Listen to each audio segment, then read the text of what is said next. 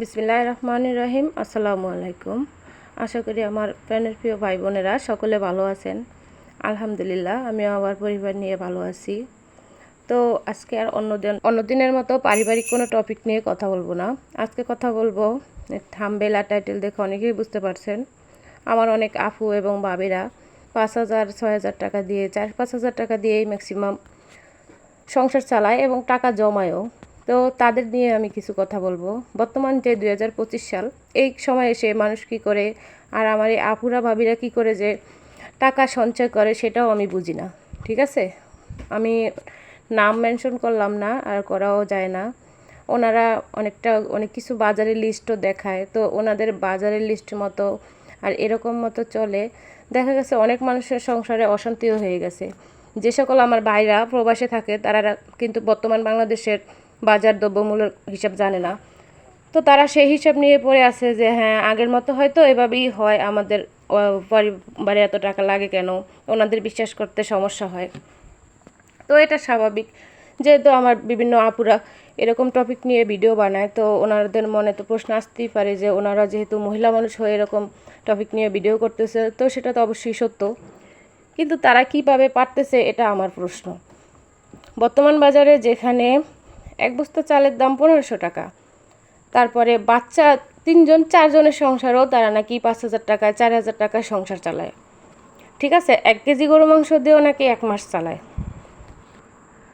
এখন আমি তো আর জানি না এটা কি করে সম্ভব, তারা অবশ্যই জানে। আবার ওনাদের মাশাল্লাহ ভিউও অনেক হয়। তো এরকম ভিউ কামানোর জন্য মানুষকে মিথ্যা প্রলোভন দেখানোটা কি ঠিক? আপনারাই কমেন্টে জানাবেন। এরকমটা করে মানুষের সাথে হয়তো প্রতারণাই করা হচ্ছে। এরকম প্রতারণা না করাটাই উচিত আমি মনে করি। আজকালকার যে দ্রব্যমূল্যে বাজার, যে আপুরা এবং ভাইয়ারা বাজার করে তারাই অবশ্যই জানে যে 5,000 টাকা একটা পরিবারে কি করে পুরো মাসের সংসার খরচ হয়। আবার কিছু কিছু আপুরা আছে যারা কোয়ার্টারে থাকে, এবং কোয়ার্টারে থাকে মানে সরকারি চাকরিজীবী, মানে তাদের অনেক রকম বিষয়েই স্যাক্রিফাইস আছে, তো ওনারা ওগুলো আর ইস্যু করে না। যেমন ওনাদের রেশন আসে, তারপরে মেডিসিনের খরচ হয় না। তো এগুলো তো আর প্রত্যেক পার্সন মানে সব পরিবারের জন্য হয় না। ঠিক আছে, তো এটা তো আর সবার জন্য হলেও হবে না, যে এটা তো বলা উচিত ওনাদের যে এটা শুধুমাত্র আমাদের জন্য। ঠিক আছে, ওনাদের পরিবারের সবচেয়ে বড় একটা জিনিস অ্যামাউন্ট সরকার থেকে আসতেছে, যে রেশনটা, যেটারই এখন বর্তমান বাজার মূল্য, যে আমি কিছুক্ষণ আগে যে আমার বাজারের ভিডিওটা দেখলেন, ওখানে কতটুকু বাজার আছে আপনারা খেয়াল করছেন কিনা জানি না, ওখানে প্রায় 4700 টাকার মতো বাজার। ঠিক আছে, এই সময় এসে এতটুকু বাজার, আমি জানি এই বাজারে আমার পুরো মাস হবে না, আরও কিছু আমার এর সাথে অ্যাড করা লাগবে, আরও কিছু টুকটাক বাজার আমার করা লাগবে। তো আমার সংসারে আমরা 3জন, আমি এবং আমার 2 মেয়ে। ঠিক আছে, আমার এক মেয়ে ছোটো, আরেকজন একটু বড়। আমার হাজব্যান্ড নেই। টুকটাক মাঝে মধ্যে খুব কমই মেহমান আসে। তা আমাদের 3জনেরই এই বাজারে হবে না, আবার করা লাগবে। দেখা গেছে হয়তো মাসে 15-20 দিন যাবে, তারপরে আবার করা লাগবে। তো ওনারা কি করে চালায় একমাত্র আল্লাহই জানে। আর ওনাদের ম্যাক্সিমাম এই যে রেশনের চাল, ডাল, দুধ, চিনি, চা পাতাটাও আসে, আটা, তেল, তো এগুলাতেই তো আমাদের অনেক খরচ। আর এটা তো সবার জন্য না।